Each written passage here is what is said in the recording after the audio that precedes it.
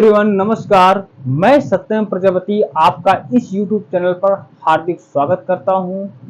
बच्चों, पिछली वीडियो में हमने चैप्टर नंबर 3 पढ़ा था, दो चर वाले रैखिक समीकरण युग्म। उसके हमने एक्सरसाइज 3.1 का क्वेश्चन नंबर 1 समझ चुके थे, बता चुके थे, जिसमें ग्राफी विधि से समीकरणों को हल करना था। अब उसके आगे कंटिन्यू रखते हैं उन्हीं समीकरणों से कि हमारे पास समीकरण किस प्रकार के हैं। तो आइए स्टार्ट करते हैं। उसके आगे हमारे पास मान के चलते हैं कि दो समीकरण दिए जाएं, a1x plus b1y plus c1 बराबर 0 और दूसरा समीकरण a2x plus b2y plus c2 बराबर 0। ये हमारे पास दो समीकरण हैं, ये हमारे पास दिए गए। अब इन्हीं दोनों समीकरणों से हमें यह बताना है कि यह समीकरण किस प्रकार से है। क्लियर? समीकरण तीन प्रकार के हो सकते हैं। हमने देखा है कि जब इन समीकरणों का ग्राफ में चित्रण कर रहे थे, आलेख कर रहे थे, तो ये रेखीय आ रहे थे, एक सरल रेखा बना रहे थे। जैसे हमने हल किया था पिछले क्वेश्चन पे, देख लेते हैं। x प्लस वाई बराबर 6 और x माइनस 2y बराबर 2 का हमने हल किया था, तो इस प्रकार से रेखाएं हमारे पास आ रही थी। तो ये हमारे पास ये एक रेखा का भी समीकरण है, कह सकते हैं कि यह एक रेखा का भी समीकरण है। एक रेखा ये बना रही है और दूसरी रेखा ये बना रही है, तो हम कह सकते हैं कि यह समीकरण एक रेखा का समीकरण है। यह समीकरण भी एक रेखा का समीकरण है। क्यों? क्योंकि हमने इनको ग्राफ में जब बनाया तो एक रेखा के रूप में इंगित हो रही थी, तो हम कह सकते हैं कि यह एक रेखा का भी समीकरण है। तो हमारे पास ये दोनों समीकरण रेखाओं के समीकरण है। तो ये हमारे पास समीकरण रेखाओं के रूप में अगर इंगित करेंगे तो रेखाएं तीन प्रकार से बनती हैं।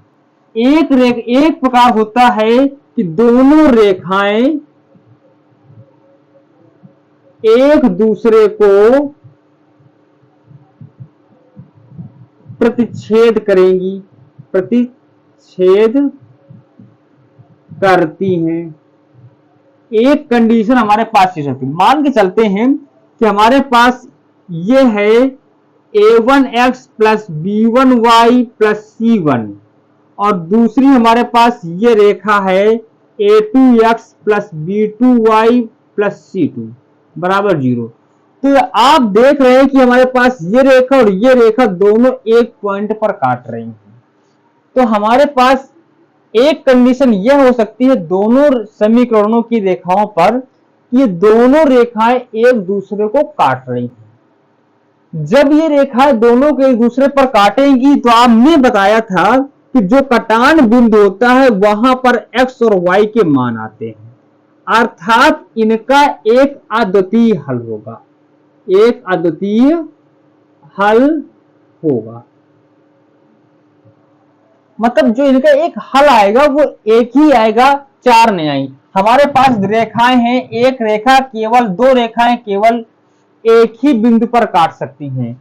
ये दोनों रेखाएं दो बिंदु पर नहीं काट सकती। किसी प्रकार से आप काटने की कोशिश करो कि दो रेखाएं एक दूसरे को दो पॉइंट पर काटे, ऐसा संभव नहीं है।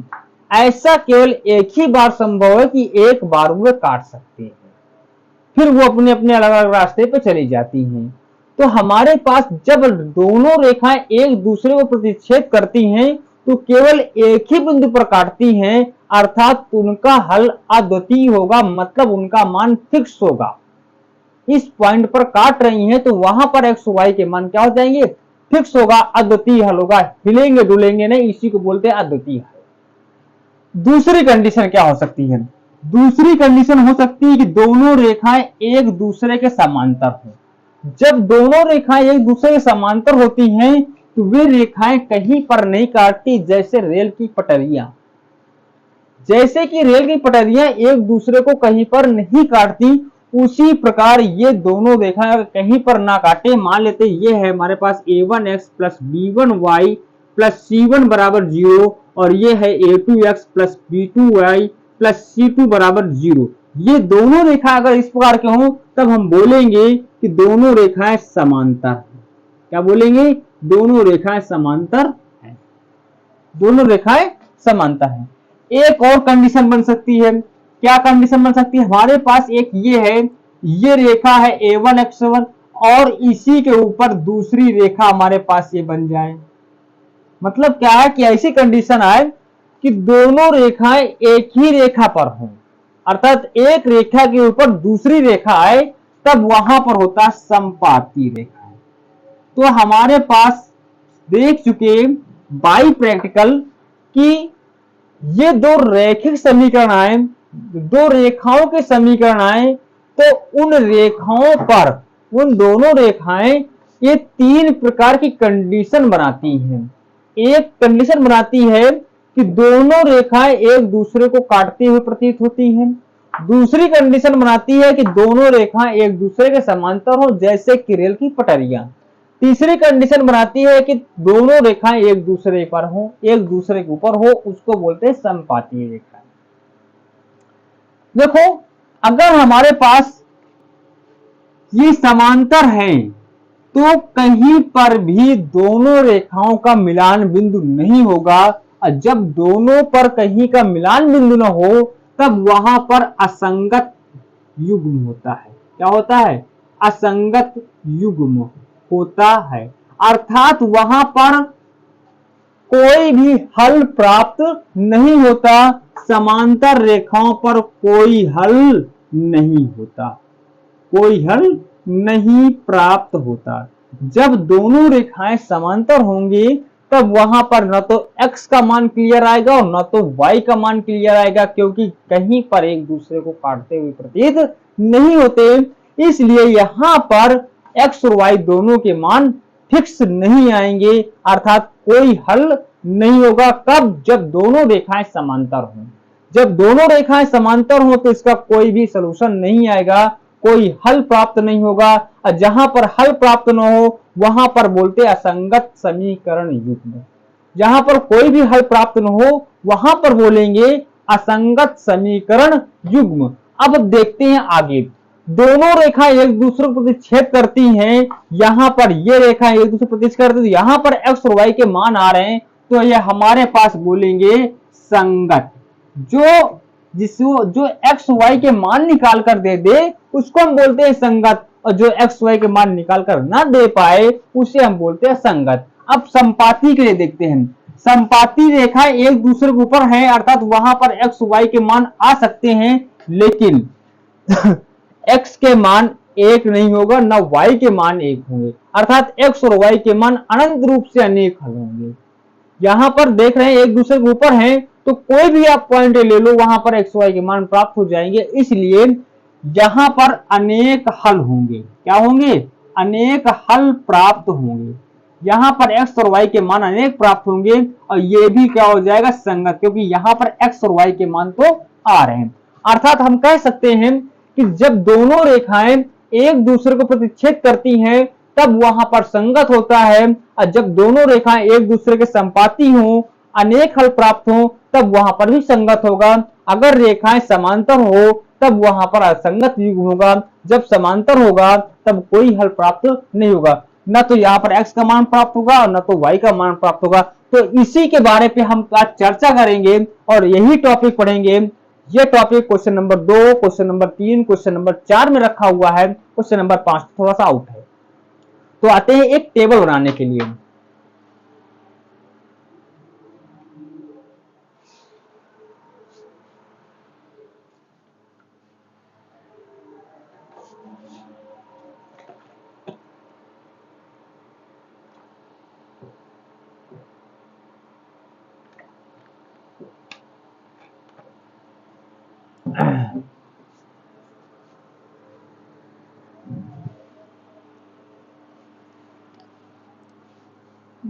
थोड़ा सा हम टेबल देख लेते हैं।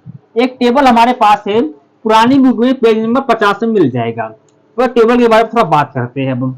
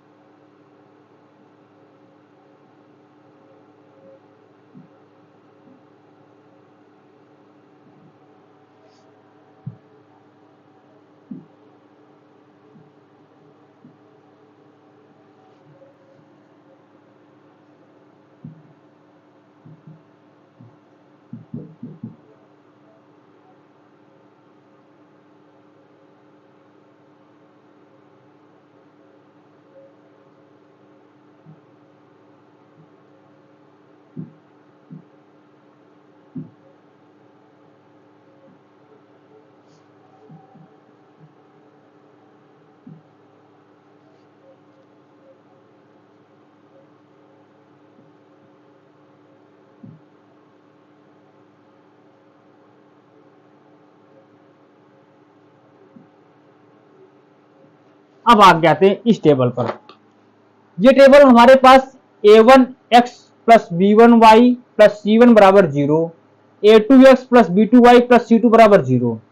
अगर इनके गुणांक a1 b1 c1, इसके गुणांक a2 b2 c2 इस प्रकार से।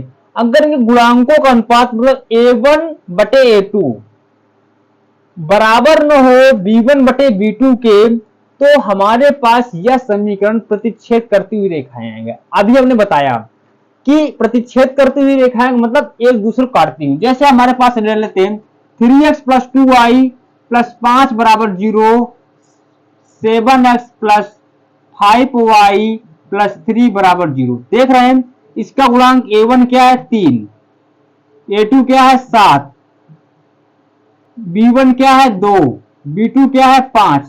अब ये दोनों बराबर नहीं है, अर्थात ये दोनों रेखाएं एक दूसरे को काटती हुई प्रतीत होंगी। जैसे कि हमने पहले बताया कि दो रेखाएं एक दूसरे को प्रतिच्छेद करती हुई प्रतीत हो तो वहां पर केवल एक अद्वितीय हल होगा, केवल एक हल होगा। उसी प्रकार ये समीकरण में केवल एक ही हल प्राप्त होगा, अनेक हल प्राप्त नहीं होंगे। और जब इसमें एक ही हल प्राप्त होगा तो इसको हम बोलेंगे संगत समीकरण युग्म, संगत समीकरण युग्म। आशा करता हूं कि अब आपको समझ में आ रहा होगा। अगला पॉइंट क्या है, a1 बटे a2 बराबर b1 बटे b2 अब बराबर न हो c1 बटे c2 के, तब वहां पर रेखा समांतर होती। जैसे हम ले लेते हैं एक समीकरण 3x प्लस 2y प्लस 12 बराबर 0 और 3x प्लस 2y प्लस 18 बराबर 0। अब देख रहे हैं कि A1 क्या है 3, ठीक है, A2 क्या है 3 बराबर B1 क्या है 2, B2 क्या है 2 बराबर नहीं 12/18, मतलब क्या है 3/3 2/2, ये तो एक हो जाएगा। ये 12/18 है, ये तो मान अलग ही होगा ना, अर्थात ये दोनों रेखाएं समांतर हैं। ये दोनों रेखाएं क्या है समांतर। आज दोनों समांतर रेखाएं हैं, इनका कोई हल नहीं प्राप्त होगा, कोई हल प्राप्त नहीं होगा। जब हमारे पास समांतर रेखाएं हो तो वहां पर कोई भी हल प्राप्त नहीं होगा। अगला देखते हैं।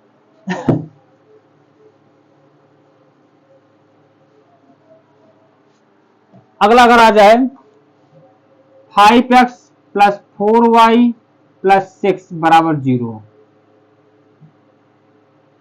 10x + 8y + 12 बराबर 0। अब आप देख रहे हैं 5/10, 4/8, 6/12 क्या हो जाएगा 1/2, क्या हो जाएगा 1/2, क्या हो जाएगा 1/2। अब तीनों बराबर हैं कि नहीं, जब तीनों बराबर हो गए तो यहां पर बोलेंगे दोनों समीकरण युग्म समान संपाती हैं, अर्थात इनके अनेक हल हैं। ये दोनों रेखाएं एक दूसरे के ऊपर ही आएंगी, ठीक है ना। तो हमारे पास जब केवल एक हल हो तो उसको बोलेंगे संगत युग्म, अनेक हल हो संगत युग्म, अब अगर हले ना आए तो असंगत बोल देंगे। बस इतना ही हमें पढ़ना है। अब आ जाते प्रश्नावली पे।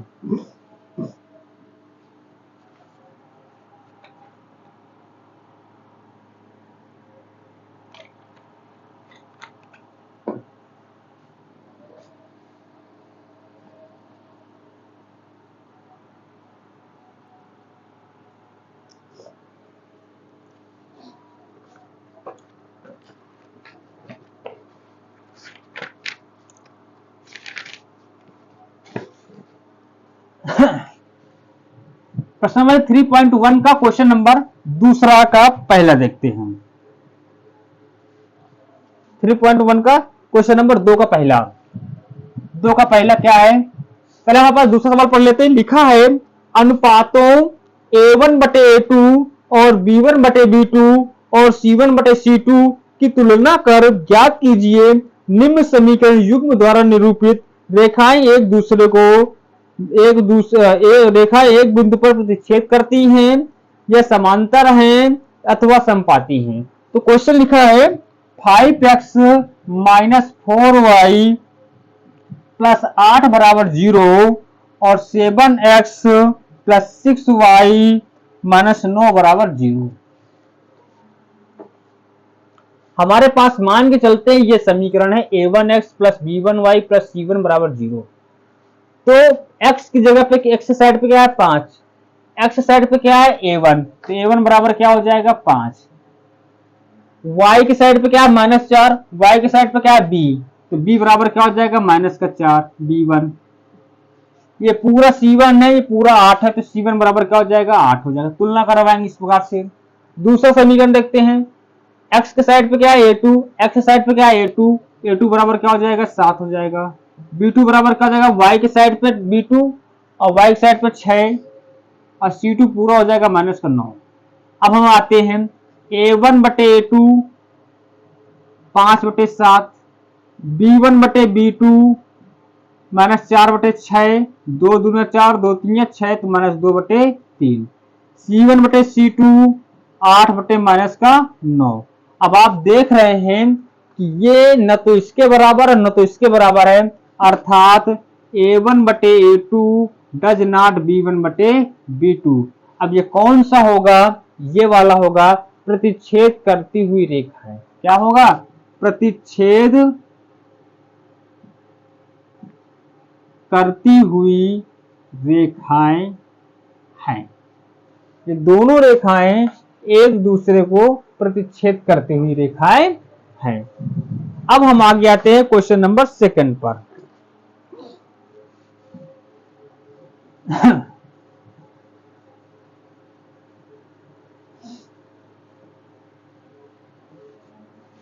सेकंड हमारा क्या है? सेकंड है 9x प्लस 3y प्लस 12 बराबर 0, 18x प्लस 6y प्लस 24 बराबर 0। ये हमारे पास क्वेश्चन है। तो a1 बराबर क्या है? 9, b1 क्या है? 3, c1 क्या है? 12, a2 क्या है? 18, b2 क्या है? 6, c2 क्या है? 24। तो a1 बटे a2 क्या हो जाएगा? 9 बटे 18, 9 का नाम 9, 9 दूनी 18। b1 बटे b2 क्या हो जाएगा? 3 बटे 6, 3 का नाम 3, 3 दूनी 6। c1 बटे c2 क्या हो जाएगा? 12 बटे 24, 12 का नाम 12, 12 दूनी 24। अब आप देख रहे हैं तीनों चीज बराबर हैं, तीनों बराबर किसमें है? समपाती में। तो लिखेंगे a1 बटे a2 बराबर b1 बटे b2 बराबर c1 बटे c2, समपाती रेखाएं हैं, समपाती रेखाएं। बस हल हो गया हमारा। अब आगे आते हैं नेक्स्ट क्वेश्चन पर। नेक्स्ट क्वेश्चन हमारा क्या कहा जा रहा है ये देखते हैं।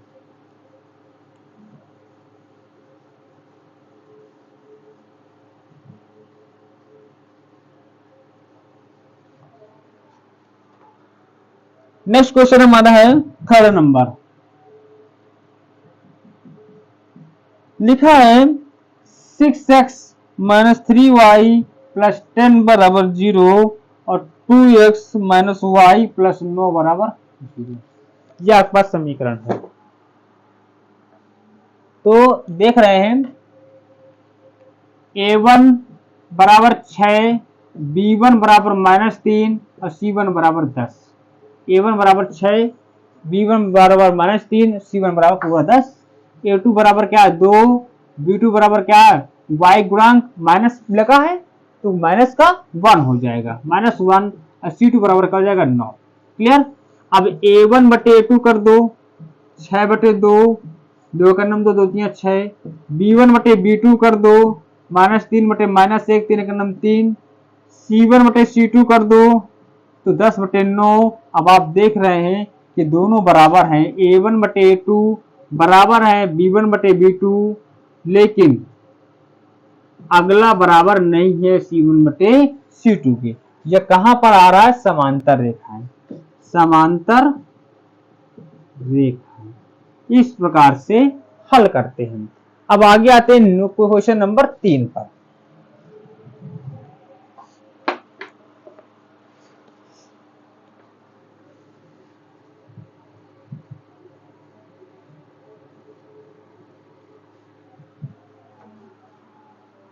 क्वेश्चन नंबर 3 पर आते हैं।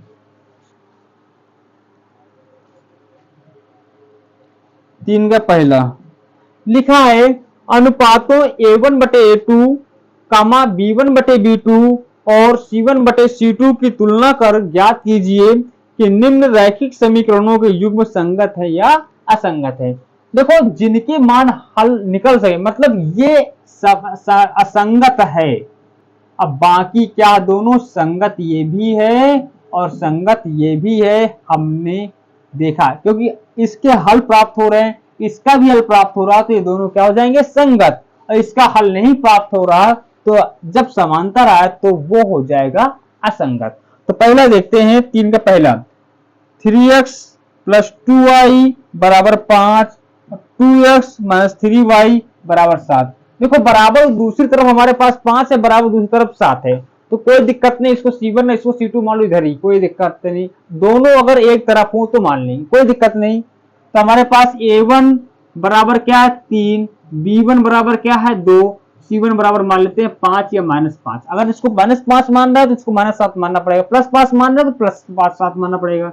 तो जब इधर लाएंगे तो इधर ही ले आते हैं, 3x प्लस 2y माइनस 5 बराबर 0। ये क्या हो जाएगा? 2x माइनस 3y माइनस 7 बराबर 0। तो हमारे पास c1 बराबर क्या हो जाएगा? माइनस का 5।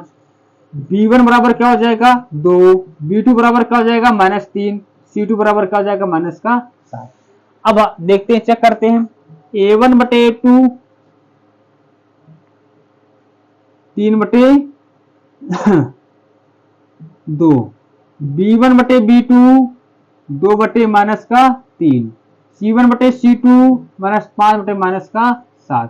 अब A1 बटे A2 बराबर नहीं है B1 बटे B2 के, कोई भी बराबर नहीं है। जब बराबर न हो तो हमारे पास लिखेंगे केवल एक हल, केवल एक हल या संगत समीकरण युग्म, संगत समीकरण युग्म। इस प्रकार से हम हल करेंगे। अब आगे आते हैं नेक्स्ट क्वेश्चन पे, 3 का second number.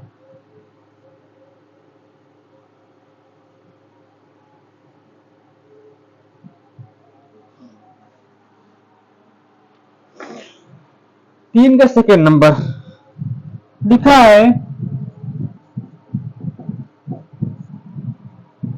2x minus 3y बराबर 8, इधर ही मान लो कोई दिक्कत नहीं। 4x माइनस 6y बराबर 9, इधर ही हम C1 C2 मान लेते हैं, कोई प्रॉब्लम नहीं। तो A1 बराबर क्या हो जाएगा 2, B1 बराबर क्या हो जाएगा -3, C1 बराबर क्या हो जाएगा 8, A2 बराबर क्या हो जाएगा 4, B2 बराबर क्या हो जाएगा -6 और C2 बराबर क्या हो जाएगा 9। हल करो, A1 बटे 2 2 बटे 4, 2 का नम 2, 2 दूना 4, B1 बटे B2 -3 बटे -6, माइनस से माइनस खत्म, 3 का नम 3 दूनी 6, C1 बटे C2 8 बटे 9। अब आप देख रहे हैं कि पहला दूसरा बराबर तीसरा बराबर नहीं है, तो ये बन रहा है A1 बटे 2 बराबर है B1 बटे B2 बराबर नहीं है C1 बटे C2 के। तो हमारे पास क्या हो जाएगा समांतर रेखाएं जो कि असंगत समीकरण युग्म है, असंगत है, असंगत है। बस इस प्रकार से करेंगे। आगे आते हैं क्वेश्चन नंबर 3 पे।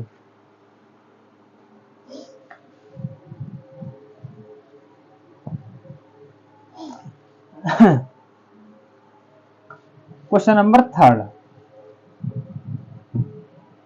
हमारा है क्वेश्चन 3 बटे 2x प्लस 5 बटे 3y बराबर 7, 9x माइनस 10y बराबर 14।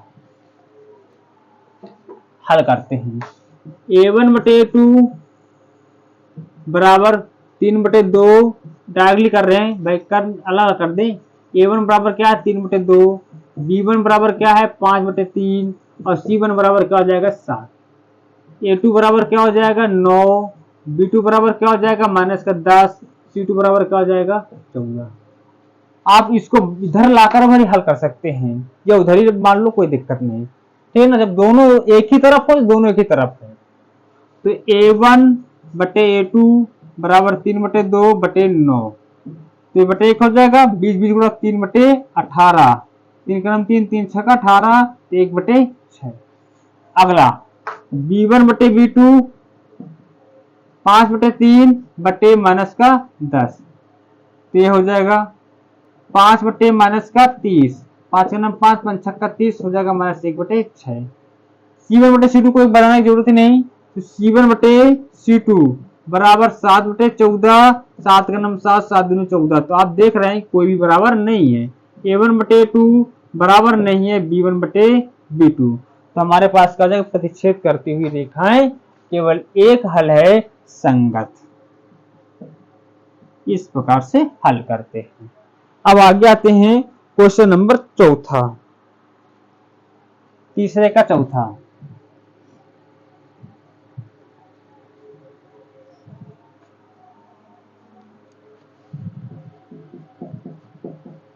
क्वेश्चन है हमारे पास 5x माइनस 3y बराबर 11 माइनस 10x प्लस 6y बराबर माइनस का 22। तो हमारे पास क्या जाएगा A1 बटे A2 बराबर 5 बटे माइनस का 10, डायरेक्ट 1 बटे 2, B1 बटे B2 क्या जाएगा -3 बटे 6, 3 का नाम 3, 3 दूनी 6, C1 बटे C2 -11 बटे 22, 11 का नाम 11, 11 दूनी 22।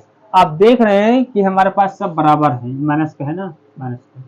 A1 बटे A2 बराबर B1 बटे B2 बराबर C1 बटे C2। ये हमारे पास आ रहा है इसमें समपाती, समपाती संगत। चौथे नंबर क्या है